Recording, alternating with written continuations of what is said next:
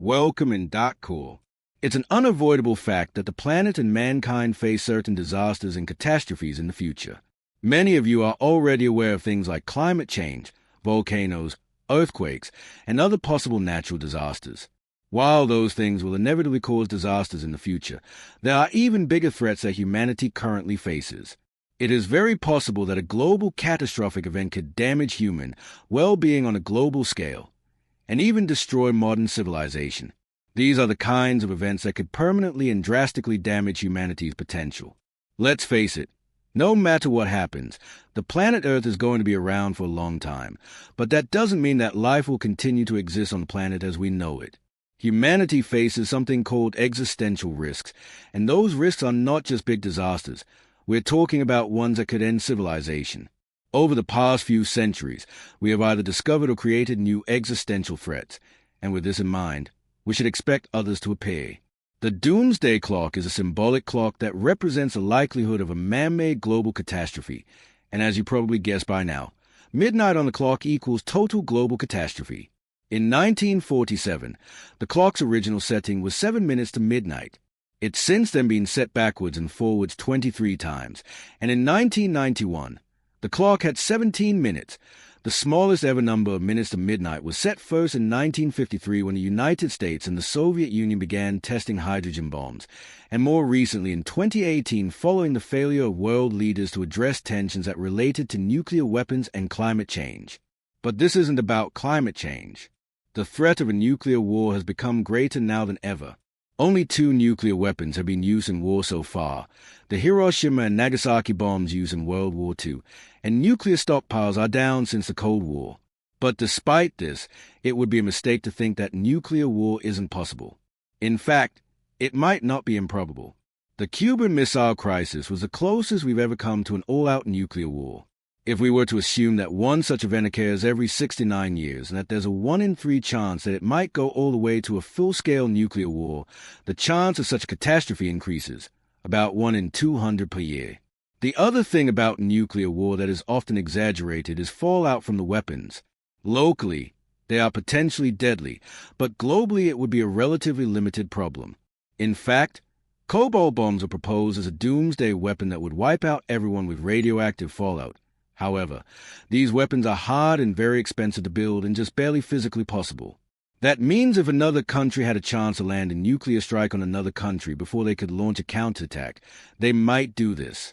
The biggest threat is smaller and isolated countries such as North Korea, with Pyongyang already building a nuclear weapons stockpile. If things became desperate enough, with 41% of the population starving and considering that North Korea understands mutual destruction and has nothing further to lose, they could use a nuclear weapon to attack a United States territory, and the chances of a counterattack with a nuclear weapon would be high, putting the entire world on alert and standby. If such a nuclear war scenario were to play out and everyone decided to launch nukes, soot lofted into the atmosphere would cause a multi-year nuclear winter in which billions of people would starve to death, leaving only scattered survivors to be picked off by other threats.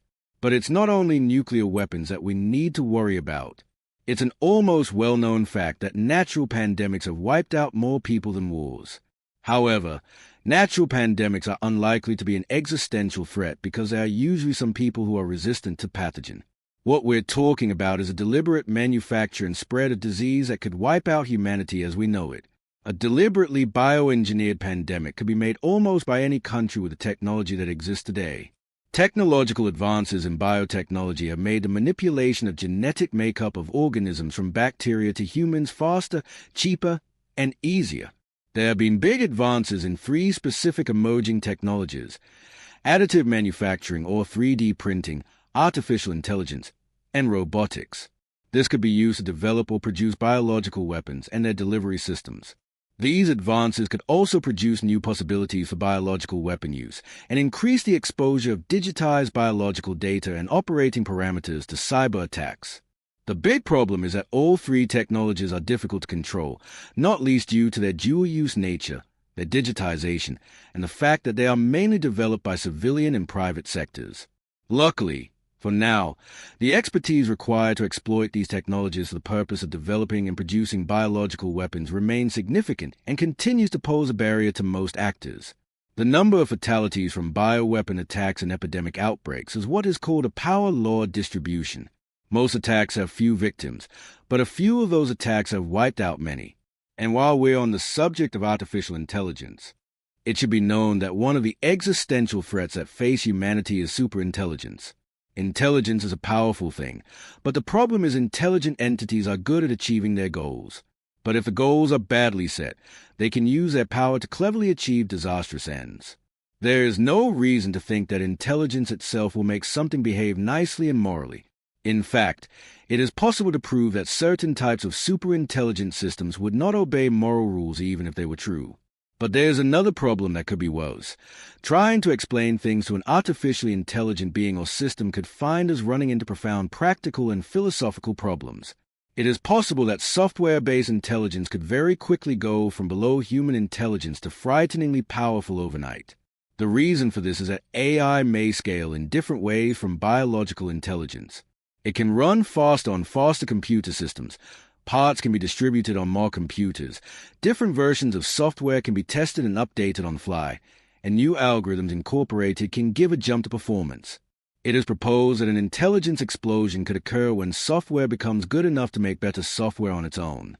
Should such a jump ever occur, there will be a large difference in potential power between the smart system and the rest of the world.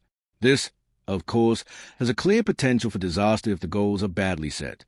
The interesting and unusual thing about superintelligence is that we do not know if rapid and powerful intelligence explosions are possible. It could be that our current civilization as a whole is improving itself at the fastest possible rate. However, there are good reasons to think that some technologies may speed things up faster than current societies can handle. At the same time, we do not have a good grip on just how dangerous different forms of superintelligence could be or what mitigation strategies would actually work if that superintelligence turned against us. The bottom line is that we could actually create a superintelligent system that would see humans as obsolete. One of the other incredible technologies that is making leaps and bounds is nanotechnology. If you're not up to date with the term nanotechnology, it is a control over matter with atomic or molecular precision. This, of course, in itself is not dangerous. But just like biotechnology, increasing power also increases the potential for abuses that are hard to defend against. No, we're not talking about the gray goo, self-replicating nanomachines that eat everything in their path. That kind of technology would require a clever design because it is very difficult to make a machine replicate. Biology is much better at this. But that doesn't mean that some maniac out there wouldn't eventually succeed.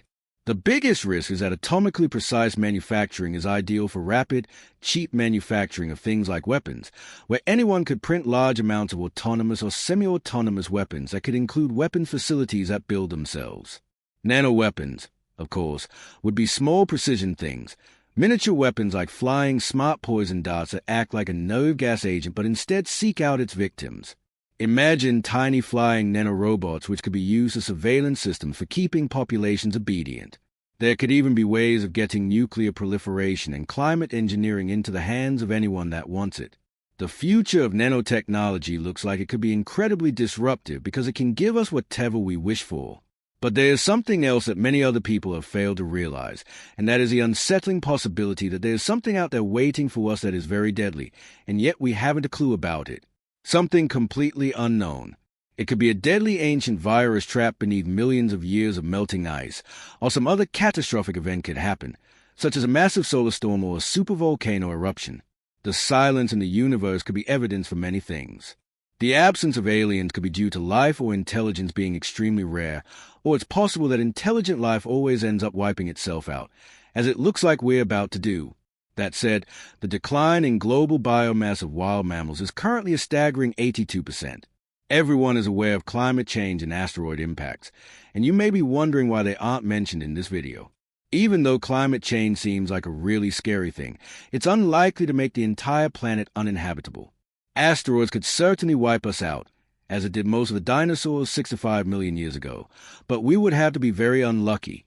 The average mammalian species survived for about 1 million years. That said, the background natural extinction rate is roughly 1 in a million per year. That is much lower than the nuclear war risk, which, after 70 years, is still arguably the biggest threat to our continued existence. If humanity does become extinct, it will be either because of something of our own creation that wipes us out or that great unknown threat we don't know about yet. But the loss of all human life is more than just that. Human extinction means a loss of meaning generated by past generations, the lives of all future generations, and all the value they might have been able to create. If consciousness or intelligence are lost, it might mean that value itself becomes absent from the universe, and it could be the reason why it looks like we're the last ones left in the universe. We hope you enjoyed the video, and if you liked it, please give us a like and share with a friend. Be sure to click on the subscribe button and turn on notifications, so you'll be the first to know when a new video arrives. Thanks for watching, Darko, and we'll see you next time.